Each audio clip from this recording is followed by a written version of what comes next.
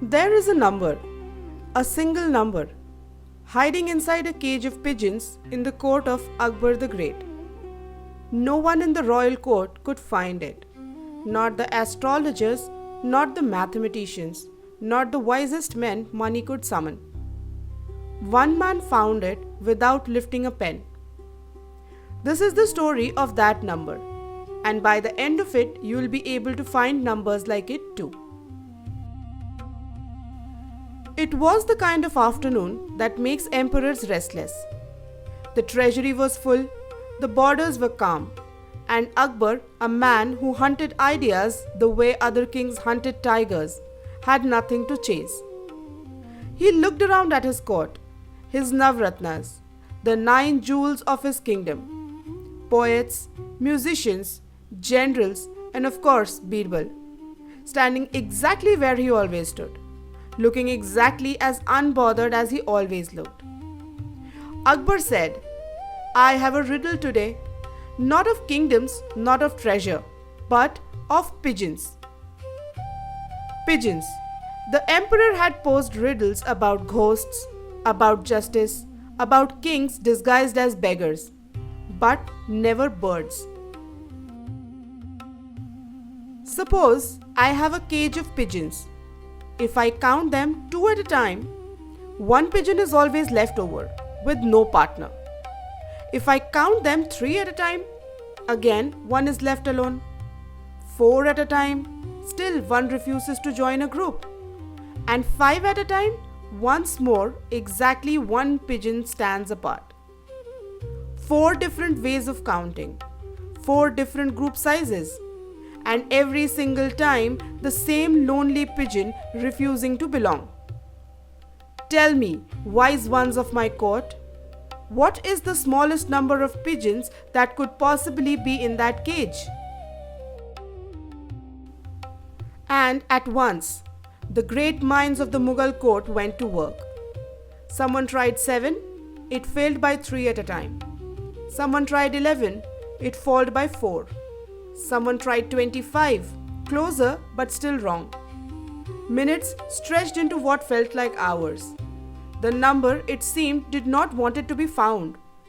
And through it all, one man hadn't picked up a pen at all. Birbal. Jahapana, may I answer? Go ahead, Birbal, though I suspect even you will need more than a glance for this one. Birbal. I don't think so, Huzur. The answer is 61. 61.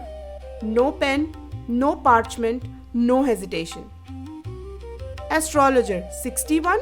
How can you be so certain, Birbal, without writing a single number? Birbal. Great king. Think of it in this way.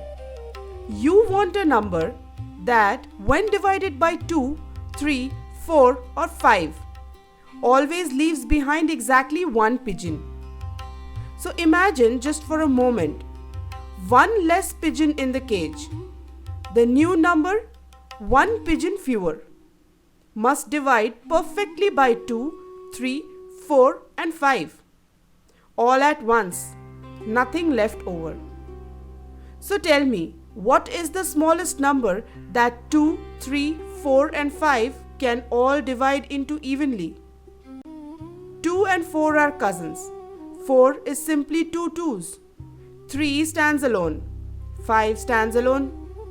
2 twos make 4. 4 times 3 makes 12. 12 times 5 makes 60. 60 pigeons would divide perfectly into 2s, 3s, 4s and 5s. Not one extra, not one short. But your Majesty's pigeons are not so obedient. They always leave one behind. So we simply give that one stubborn pigeon in his place back. 60 plus 1, 61.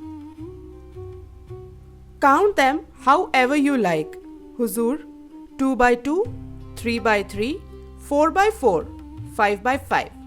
One pigeon will always slip out of formation and stand alone. 61. My scholars have been chasing this number for the length of 3 cups of tea, and you caught it before your cup even reached your lips? Is it true, Jahapana? 61 passes every test, even by 7? It would leave 6 pigeons behind, though no one asked that. The pigeons did not need 100 calculations, Huzur. They only needed someone to notice what all 4 conditions had in common. That one lonely pigeon refusing to be paired, refusing to be grouped in 3s, in 4s, in 5s. Once you see what unites the conditions, the riddle solves itself. Akbar. A lesson disguised as a riddle, as always, Birbal.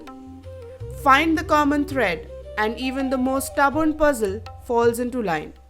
All except that one pigeon, it seems, who answers to no one.